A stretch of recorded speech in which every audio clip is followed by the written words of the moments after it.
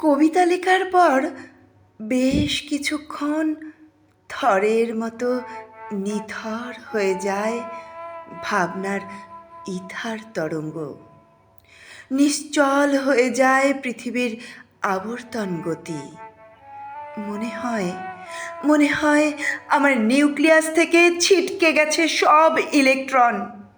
মহাভারতের পাতায় কালো অক্ষরের অন্ধকারে স্তব্ধ হয়ে গেছে পাণ্ডব কৌরবদের শানিত অসির আস্ফালন।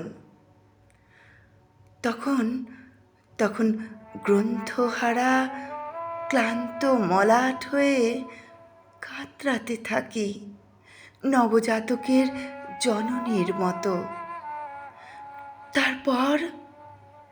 তারপর স্নেহ সূর্যের উৎসারিত লীন তাপ আর সুখ দুঃখের শুক্রের মিথস্ক্রিয়ায় গড়া যার ভূগোল,